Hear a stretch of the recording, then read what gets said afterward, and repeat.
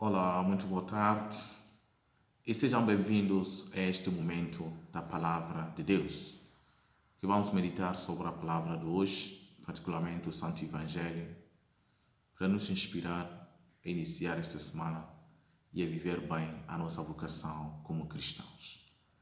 Em nome do Pai, do Filho e do Espírito Santo. Amém.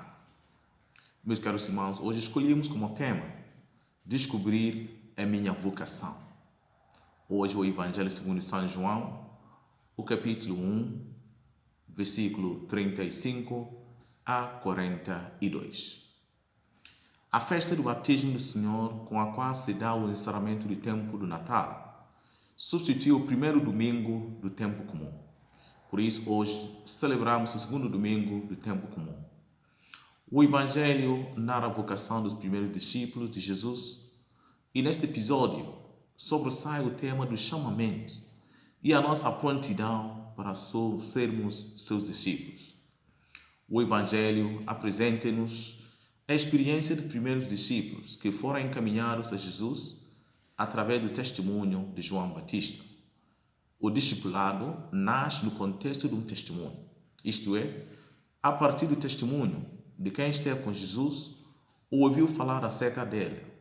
Por exemplo, André foi procurar o seu irmão Simão e apresentou-o a Jesus.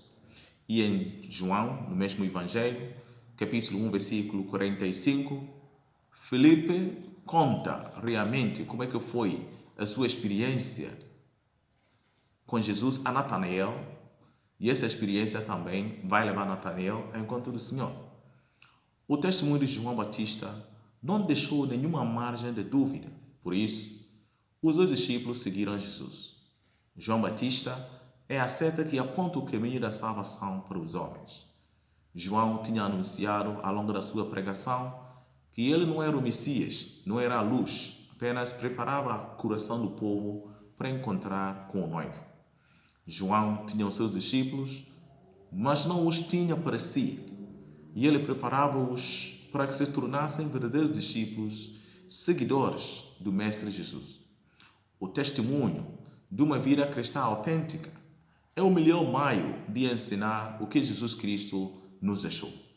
João referiu-se a Jesus como o Cordeiro de Deus, porque tinha percebido a identidade e a missão de Jesus. E ele descobriu nele o Cordeiro Pascal, do livro de Êxodo, capítulo 12, e o servo sofredor, Isaías 53, que é o resumo da expectativa da libertação do passado, tornar presente na pessoa de Jesus Cristo. O diálogo entre Jesus e os dois discípulos mostra-nos a necessidade de se aprofundar a intimidade com quem chama, e esta intimidade gera amadurecimento na fé e entrega a missão. Podemos destacar os seguintes elementos através do diálogo de Jesus com os dois discípulos. Que procurais, onde moras, vinde e ver. Na busca de Jesus Cristo e no seu seguimento do seu ideal, e ele mesmo disse, vinde e ver. A opção é nossa, mas convencidos da fidelidade e autenticidade de quem faz o convite, vinde, supõe certamente a ida para identificar a realidade de quem faz o convite. Foi assim que fizeram os dois discípulos e gostaram da experiência e foram chamar os outros.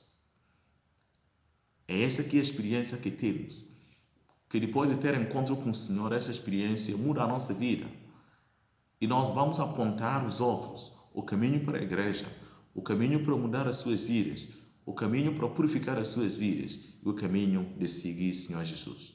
Meus caros irmãos, que nunca cansemos de estar com Jesus e de vivermos o nosso discipulado.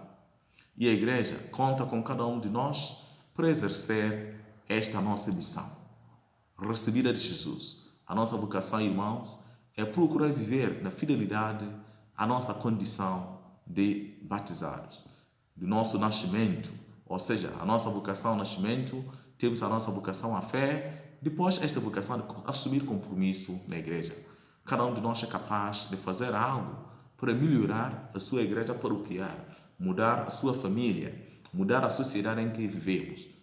Todos nós temos este dever. Vamos pôr a mão na massa e cada um de nós desempenhar o seu trabalho.